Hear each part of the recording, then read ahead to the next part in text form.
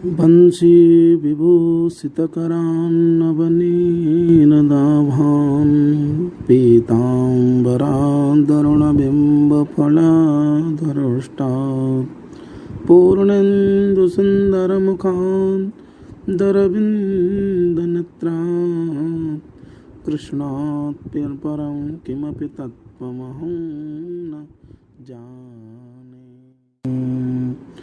नमस्कार।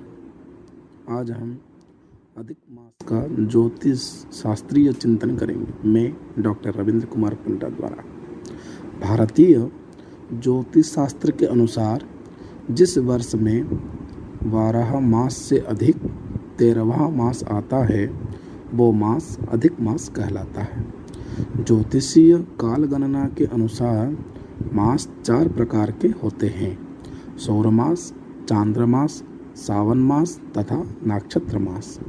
वर्ष में 13वें मास की उत्पत्ति कैसे होती है, इसके लिए ज्योतिष की दृष्टि से मास को समझना आवश्यक है। पहले हम सौर मास के बारे में विचार करेंगे। सौर मास सूर्य से संबंधित मास सौर मास कहलाता है। सूर्य अपनी कक्षा में भ्रमण करते हुए जितने समय में एक अंश का भोग करता है वो सौर दिन कहलाता है। इस प्रकार 30 अंश अर्थात एक राशि का भोग काल सौर मास तथा 12 राशि अथवा 360 अंश का भोग काल एक सौर वर्ष कहलाता है। अर्थात एक सौर मास में 30 सौर दिन तथा सौर वर्ष में 360 सौर दिन होते हैं। अब हम चांद्र मास के बारे में विचार करेंगे। चंद्रमा से संबंधित मास चांद्र मास कहलाता है। अमावस्या के दिन सूर्य, चंद्र तथा पृथ्वी एक सरल रेखा में होते हैं। चंद्रमा की गति अधिक होने के कारण वो अपनी कक्षा में भ्रमण करते हुए सूर्य से आगे निकल जाता है। दोनों का अर्थात सूर्य और चंद्र दोनों का अंतर जब 12 अंश का होता है तो एक तिथि पूर्ण होती है। 12 से 24 अंश के अंतर पर दूसरी, 24 से 36 अंश के अंतर पर तीसरी। इस प्रकार 360 12 = 30 एक चांद्र मास में 30 तिथियां तथा एक चांद्र वर्ष में 360 चांद्र दिन होते हैं। अब हम सावन मास के बारे में विचार करेंगे।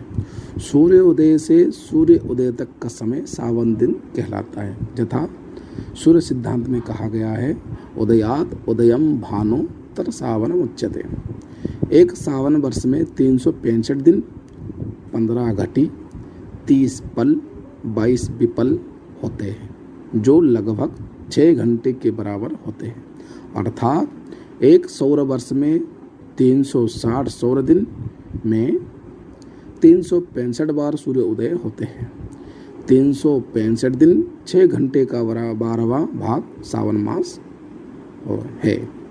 अधिक मास ज्योतिष शास्त्र के अनुसार असंक्रांति मासः अधिमासः स्फुटः स्यात्। अर्थात जिस मास में सूर्य की संक्रांति नहीं होती वो मास अधिक मास कहलाता है। एक अमावस्या से लेकर द्वितीय अमावस्या पर्यंत एक चांद्रमास होता है। 2 अमावस्याओं के मध्य सूर्य की संक्रांति व सूर्य का एक राशि से दूसरी राशि में प्रवेश होना आवश्यक है।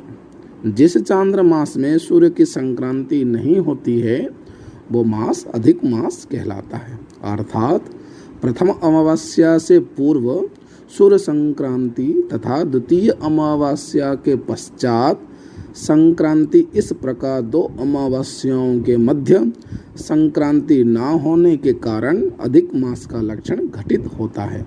अधिक मास की उत्पत्ति अब हम समझेंगे कि अधिक मास की उत्पत्ति कैसे हुई।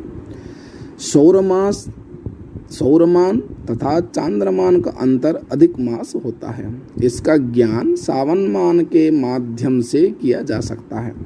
एक चांद्र मास में 29 सावन दिन, 31 घटी, 50 पल तथा एक सौर मास में 30 सावन दिन, 26 घटी, 17 पल होते हैं। दोनों का अंतर देखिए, 30, 26, 17 और ये 29, 31, 50। तो कितना अंतर रहा? 54, 27, अर्थात 54 घटी 27 पल अथवा लगभग 21 घंटा 46 मिनट के तुल्य होता है। यह अधिशेष कहलाता है। यह अधिशेष लगभग 21 घंटा 46 मिनट जब एक चांद्रमा 30 तिथि के तुल्य हो जाता है तो उस मास में सूर्य की संक्रांति का अभाव होने के कारण वह अधिक मास कहलाता है। अथवा इसे इस प्रकार भी समझा जा सकता है। एक सौर वर्ष में सावन दिन 365 घंटे 365 दिन और 6 घंटे। एक सौर वर्ष में चांद्र दिन कितने होते हैं? 354। और दोनों का अंतर देखिए, कितने दिन का अंतर रहा? 11 दिन। और कितने घंटे के?